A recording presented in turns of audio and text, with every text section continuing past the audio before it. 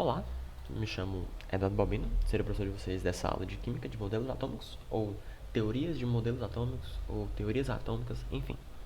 Esse material foi preparado pelo professor Rafael Raulino. Os slides estão perfeitos, então se precisarem de referência, utilizem eles. Certo, então o primeiro é o modelo da bola de bilhar. Só algumas descrições, né? Átomos são maciços, têm formatos esféricos, são indestrutíveis e indivisíveis. Um átomo de um mesmo elemento químico tem a mesma massa e as propriedades de uma substância química é formada a partir da união de átomos diferentes. Certo, o que é que isso significa, né? De que todos os átomos de determinado elemento são idênticos. Se dois átomos são idênticos, eles são do mesmo elemento e vice-versa, certo?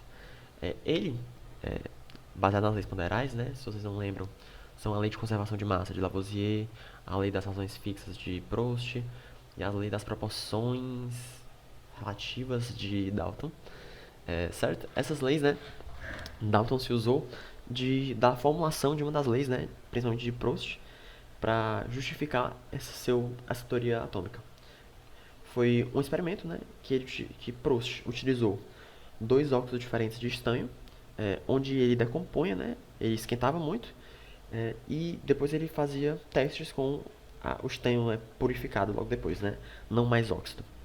E ele sempre observava, independente da massa inicial, independente da massa final, independente de quanto calor, de quanto tempo, sempre tinha uma porcentagem específica de estanho, uma porcentagem de massa, né? Da massa inicial. Específica, dependendo do tipo de óxido. E Dalton, muito esperto, olhou isso e falou: olha, isso é muito claro, porque a substância desse óxido, ele é proporções específicas, né? Tem, por exemplo, um estanho, isso é só conjuração, né? Na época não era assim ainda. Tem um estanho, tem dois oxigênios e um hidrogênio. Olha, isso é muito trivial, muito óbvio. E aí, pelos postulados dele, de fato, isso é muito óbvio, já que a substância química é formada da união de átomos diferentes, né? Ou seja, esse óxido é a união de estanho com outras coisas. E essas razões são fixas. E, claro, utilizando esse outro argumento, né? Os átomos de um mesmo elemento químico têm a mesma massa. Então, independente de quantas vezes ele fizesse, o estanho sempre seria do peso do estanho. Sempre teria a mesma razão do estanho, corretamente, né? Do inicial. E, assim, era tudo muito claro e específico, né?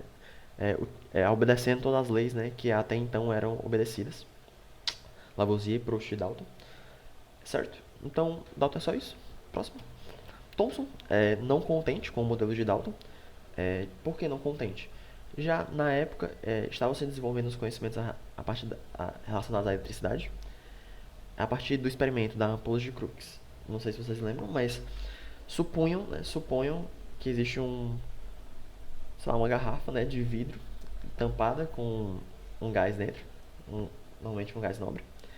E um dos lados está um anteparo eletronegativo, né, ou um ânodo, e do outro lado está um anteparo positivo, ou um cátodo. Não vou falar das N outras derivações de Crookes, que ele botava um ventiladorzinho no meio, botava um outro ânodo em cima, enfim, isso não é importante. Mas o que era importante? Que não era compatível com o modelo de Dalton ter positivos e negativos, já que é pressuposto, né, que todo átomo era eletronicamente neutro, já que não tinha essa noção. E aí Thomson quis explanar isso e ele decompôs algumas possibilidades. Não é importante, né, já que ele escolheu a terceira das possibilidades, né, para publicar e deduzir, né, por que a matéria está sendo elétrica, não faz sentido isso. Ele agora conjura de que um átomo ele é divisível. Em que? Em um fluido contínuo de cargas positivas, né, onde estão distribuídos de forma uniforme os elétrons.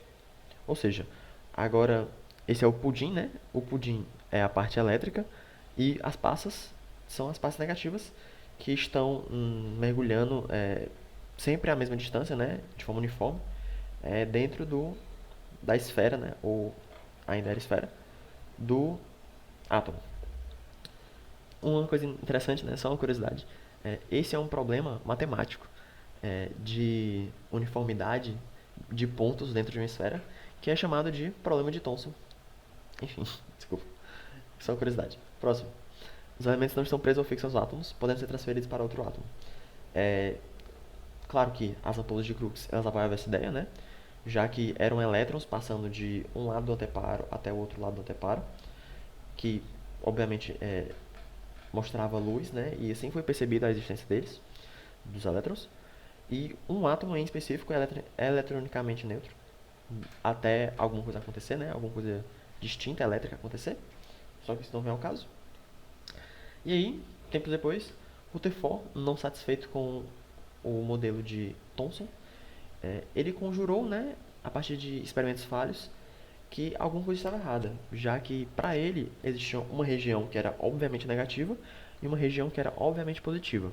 E ele, muito curioso, ele deduziu, né, esse experimento com seus alunos. Na verdade foi ideia de aluno, né, ele roubou, mas isso não é o caso. Que o que acontecia, né? Uma lâmina de ouro, ela pode ser muito mais fina do que qualquer outra, sei lá, um pedaço de papel, que é dezenas de milhares de átomos de espessura. Uma lâmina de ouro é um elemento mais maleável, acredito, se não me engano, da tabela periódica. E ela pode ficar bem, bem, bem fininha, muito fina mesmo. E ela não possui carga nem positiva nem negativa, né? Já que para ele, né, isso era importante. E ele botou uma lâmina bem fina no meio e botou um. A gente tá vendo aqui, né? Só uma superfíciezinha, mas era muito maior e era realmente muito grande. Já que essas partículas aqui elas não ficavam só para cima e para baixo, né? Elas iam para os lados. Certo. E aí ele colocou uma caixinha, né? Como se fosse uma pistola de partículas alfa. Só para descarga de consciência, as partículas alfas não alteram-se com a parte negativa. Então, dá pra ver nessa imagem aqui que eles estão indo reto, porque de fato não importava a região negativa para as partículas alfas, já que eles atravessaram direto. Bem, por Thomson, o que é que Rutherford, para obedecer Thomson, né, queria ver? Ele queria ver que essas partículas batiam na lâmina e voltavam. Batiam, voltavam, batiam, voltavam. Mas, para surpresa dele, a maioria não ficou atrás. Ela atravessou. Ele, inicialmente, acreditou que estava algum engano, fez de novo, mesmo resultado. Então ele tentou deduzir, né, o que, é que estava acontecendo nesse experimento. Esse aqui é o básico do experimento, né, mas se quiserem detalhes, está aqui, né? Essa lâmina de ouro fina, inerte, partículas de radiação alfa dentro dessa caixinha de chumbo, que não permite, né, sair do lado, e fazia um buraquinho na caixinha de chumbo para fazer realmente uma pistolinha de partículas alfa. E a placa metálica que mostrava, né, onde é que as partículas alfas caíam era de sulfeto de zinco, que já era conhecido, né? A gente usa, não lembro se a gente usa mais, mas era usado para raio-x, né? Quando a gente bota, né, os que ficam no osso não aparecem na lâmina, enfim. Vamos continuar. Ele descrevia, né? Por isso, o modelo mudou um pouco. Ele já conjurava, né, que existiam duas regiões e agora existe o centro, que é a parte positiva, os prótons, e a região nuvem eletrônica, né, que a gente conhece hoje, que é a parte onde existia os elétrons. Mas na época, em Rutherford ainda, né, era realmente uns planetas envoltando um Sol, né, que era o núcleo, mas era tudo vazio, todo o resto era vazio, o void, né, que na época a ciência ainda era muito religiosa. Aí, né, tudo bem, tudo legal, né? Obedecia. É bom lembrar que nessa época não era uma coisa muito simples. A química e a ciência em geral era uma multidão de inúmeros cientistas fenomenais, inteligentíssimos, com diferentes postulados, com diferentes deduções, todas elas baseadas em experimentos, né? Pós René Descartes. E cada um desses modelos atômicos tinha que conduzir, né? Tinha que combater com todos os resultados experimentais. Então, a gente pensa, que coisa trivial, né, e tal. Mas é muito mais complexo que isso. Por exemplo, a gente pensa aqui, né, que, ele só queria saber se tinha espaço vazio, mas não, era uma coisa muito mais importante relacionada ao comportamento mais específico de Crookes, né, enfim, esse tipo de coisa. É bom manter em mente de que não é uma coisa tão simples quanto parece. Então veio o Bohr, né? Logo depois, esse modelo, também chamado de modelo de Rutherford-Bohr, porque de fato é muito parecido. Esse modelo, né, de Rutherford-Bohr, ele combatia algumas deficiências do modelo de Rutherford, né? Já que, como eu disse, eles tinham que relacionar com diversas outras teorias já provadas, né, experimentalmente. E nesse caso, eram os espectros atômicos, que cada elemento tinha um espectro atômico diferente, né? Só dar um spoiler aqui. Por exemplo, aqui o hidrogênio, ele possuía, quando a gente bate, né, energia neles, ele respaldava esses espectros aqui. Porque espectro, mas, enfim, não é tudo, né? São uns pedaços de espectros. E outros elementos possuíam coisas diferentes. E o que não fazia sentido, né? Já que quantidade de átomos diferentes provavelmente só justificariam a intensidade desses espectros, mas é com certeza muito diferente, né? Enfim.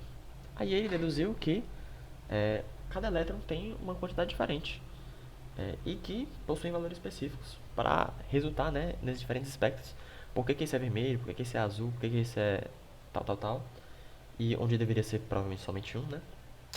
Então ele deduziu, né, que possuem valores diferentes ou camadas, ou níveis, né? Aquele 1S1, 1S2, 2S2 são os níveis ou camadas, né? Que foram explicitados mais aqui em Bohr. São esses trajetórias circulares que a gente já conhece. É o tradicional, né? Que a gente conhece, tipo, é o primeiro a ser introduzido na aula de ciências. E cada valor tem uma determinada nível de energia. Ou seja, a terceira camada é a energia da terceira camada. A primeira camada é a energia da primeira camada. Não é permitido um elétron permanecer em dois níveis simultaneamente. Não tem como ser do terceiro nível e do segundo nível, já que, por ser quantizada, o nível da 2 é diferente do nível da 3. Então não tem como um elétron ter dois níveis de energia diferentes, certo? Quando um elétron passa de um nível mais externo para um nível mais interno, ele tem que absorver energia e para voltar pro interior, né, ele tem que liberar energia, normalmente na forma de luz ou fótons. Exatamente. O retorno de um elétron ao seu nível de energia é acompanhado de uma liberação de energia na forma de luz, ou um fóton. A frequência da luz emitida é característica de cada elemento, também característica de cada pulo que ele faz. Por exemplo, se o pulo for do terceiro para o primeiro, é uma coisa diferente de um pulo do segundo para o primeiro, né? Já que a gente dá para deduzir aqui, através da distância e a frequência saída, é uma cor diferente. No caso do espectro visível, né? E é importante lembrar que quanto mais perto do núcleo, mais o elétron foi submetido à força positiva do núcleo. Ou seja, ele está mais fraco, já que ele está sendo muito impulsionado, está com, assim, né, se der para imaginar, está com pouca negatividade, já que ele está sendo muito atraído. E quanto mais forte ele está, né, mais resistente, ele está mais distante. E quando ele cai, ele solta essa luzinha aqui. É importante lembrar que a diferença de luz nem sempre é do pulo. Também pode ser referente ao tamanho e pelo peso do elemento. Aqui temos alguns exemplos, né, do foguinho. Esse foguinho é a gente dando energia na forma de calor e os elementos soltando, né, através desses pulos, uma corzinha. No caso do lítio, esse vermelho, no estrôncio, não sei que cor é essa, no sódio, o amarelo. Um experimento engraçado que eu não recomendo que façam em casa, de jeito nenhum, por favor, não façam, é jogar sal no fogo do fogão, porque aí vai momentaneamente sair uma grande chama amarela, certo? Não façam, por favor. O cobre, verde, e o potássio, azul mais ou menos, azul meio transparente, referentes a esse nível de energia, certo? Bom lembrar que, se alguém perguntar, a primeira camada é n igual a 1, não é n igual a 0. Isso é irrelevante, mas pode vir a ser importante. Obrigado, acredito que seja só isso. Até a próxima. Muito obrigado pela atenção. Ótimos estudos. Tchau, tchau.